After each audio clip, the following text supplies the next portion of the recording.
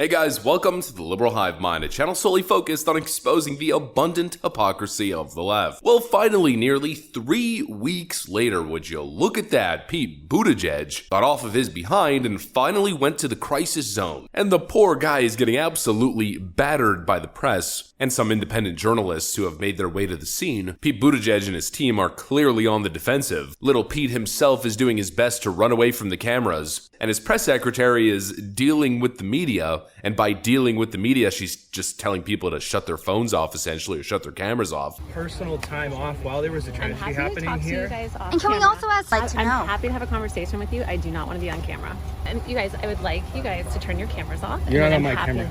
Well, I'm on a camera. I would like your cameras to be off, and then I'm happy to talk to you guys. I'm fully willing to have a conversation and answer the American people's concerns. The typical Biden administration transparency. But of course, as leftoids on Twitter are educating me, the reason Pete Buttigieg is avoiding the press is because he doesn't want to play politics. He released this tweet as well. I'll work with anyone who is serious about increasing accountability and safety for freight railroads. The rest is just politics. If the same people who want to come here and play political games are the same people who sided with industry again and again and again and watered down rail regulations again and again and again, I want to see where they've had an actual change of heart or not. And if they had a change of heart, I'll take them at their word and we can get work done. Yeah. The rest is just politics. He doesn't want to engage in any politics, of course. He's there to get things done. Except the guy's a complete clown, he's a liar. As he claims that he doesn't want to play the politics game, he's literally going around blaming Donald Trump for the crisis in East Palestine, Ohio. I will take responsibility for how I do my job. It is time for the Trump administration alumni to take responsibility for their deregulation and join us in calling for us all as a country to reverse course. Oh, definitely not playing politics at all, right? Of course, all the leftist clowns, like those at The View, are pushing the exact same narrative. About regulations for a second, because it seems to me that the Republicans are obsessed with this notion of the free market, and they don't like a lot of regulations. Because it means profit. When you deregulate, you get profit. But I know. Part of the deregulation, for example, there were very few plane crashes. Thank God. And that's because the industry is highly regulated. We have to pay for regulations and safety standards. Otherwise, where are we? We're all going to go up in flames. Norfolk Southern gives as much to Democrats as Republicans. It's a very powerful lobby that is trying to block regulation. And this train, to Sarah's point, 2 miles long with 2 full-time employees and a trainee on it. And they didn't even need to, because the last administration rolled it down to only one worker. They happened to have 2. One thing I just want to say is I do think this was an unforced error by President Biden. It was 20 days before we had Secretary Buttigieg go down, 10 days before he put out a statement acknowledging it. This is Trump country. He won by 40 points. He is a president for all Americans, I believe that, but he needs to show that he is. It was time for him to be. I don't know why they would ever vote for him, for somebody who, by the way, he placed someone with deep ties to the chemical industry in charge of the EPA's Chemical Safety Office. That's who you voted for in that district.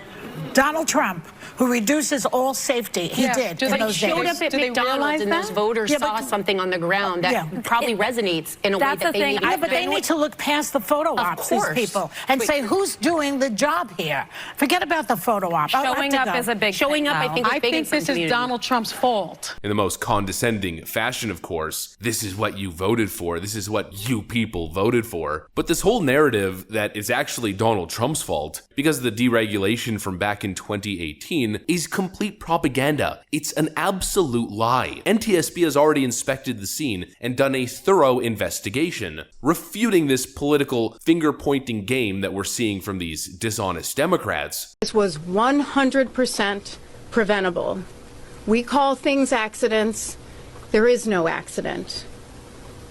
Every single event that we investigate is preventable. We know for a fact that this derailment occurred at car number 23. Car number 23 was a hopper car which carried plastic pellets. It was the combination of the hot axle and the plastic pellets which started the initial fire. I will tell you that had there been a detector earlier, it would not have, that derailment may not have occurred.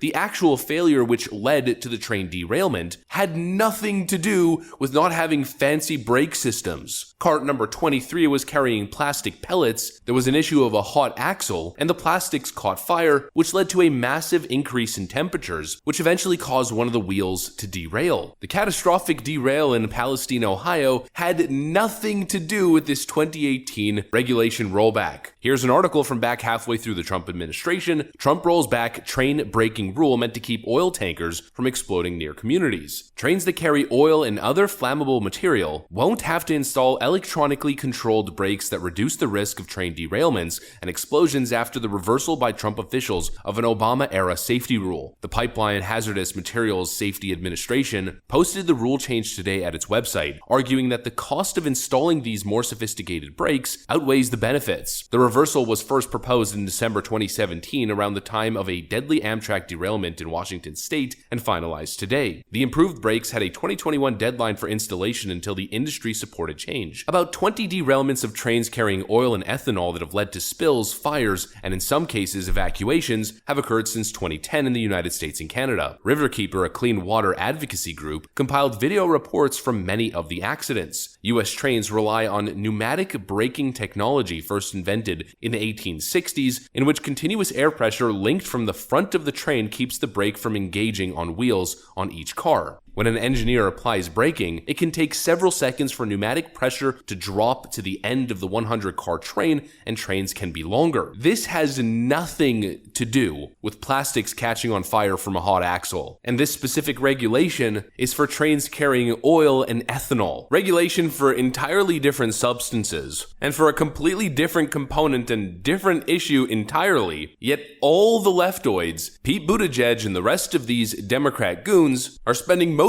of their time trying to change the subject to Donald Trump. Donald Trump isn't even the current president. So even if that claim was true, that Donald Trump's deregulation is the reason that this happened, well, you've been the transportation secretary for more than 2 years now. Don't you think you should have done something? Pete Buttigieg, even in the earlier clip, said that Donald Trump should call for bringing back some of these regulations. Donald Trump isn't in government. You are. That is literally your job. It's all just typical Democrat distraction propaganda. Whenever their back's against the wall, whenever they're facing heat, it's the same damn thing. It's either climate change's fault, it's a global problem, it's not their fault, or it's Donald Trump's fault. It's all a distraction from the actual issue at hand. The fact that Pete Booty Buttcheeks refused to get on a plane and get on the ground and visit the crisis location until the political pressure mounted to a point where it was no longer sustainable for them. Here's Pete Buttigieg's response. Was it a mistake not to come here sooner? You know, what I tried to do was balance two things. My desire to be involved and engaged and on the ground, which is how I am generally wired to act, and my desire to follow the norm of transportation secretaries, allowing NTSB to really lead the initial stages of the public-facing work. He had a burning desire to get involved and engaged and on the ground. That's the way he's mentally wired. But he had to follow the norm. What's following the norm? Dressing all fancy and going out to dinner with your husband? You don't have a message for them? I do, and I shared it with the press many times today. I'd refer you to those comments.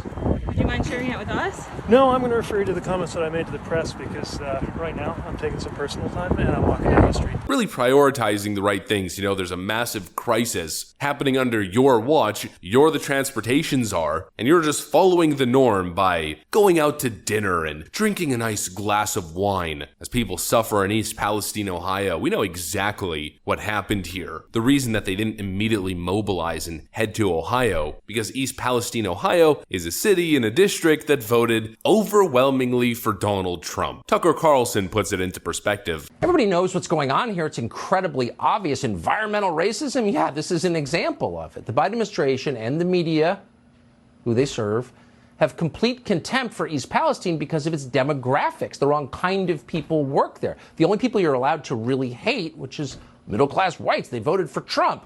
I hope they die. A lot of people think that. Joy Behar at The View is dumb enough to actually say it out loud. Here she is.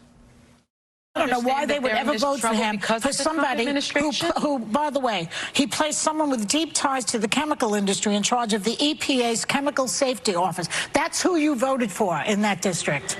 Donald Trump, who reduces all safety. So really, we mock people like that as stupid, but underneath it all is hate. That's what that is. That's hate. She hates her fellow Americans who live in East Palestine and places like it. You should know that. White working class and white middle class people don't fit the demographic narrative that benefits the Democrat establishment in the current White House. And so clearly that's why they didn't immediately mobilize to the ground, and it's the same thing at the southern border. Except in that case, it took more than 2 years for Joe Biden to visit the southern border. More leftist lies, more leftist hypocrisy, more leftist propaganda, the Democrats being genuinely despicable people, disingenuous politicians playing politics while simultaneously condemning the other side of playing politics. You know what, little Pete Buttigieg? Next time I think it's probably better you just play politics, be as partisan as you want, but at least get on the ground in a timely fashion. You know, the moment there's a transportation crisis, actually get on the ground. You are the transportation czar, and you should be addressing these issues and addressing the American people. I'd rather you do your job than abstain from playing cheap political games as you play cheap political games. You absolute clown. That's what I got for you guys. Hopefully you enjoyed it. If you did, make sure to leave a like and possibly subscribe to the channel. Thanks for watching, friends, and I'll see you on the next one.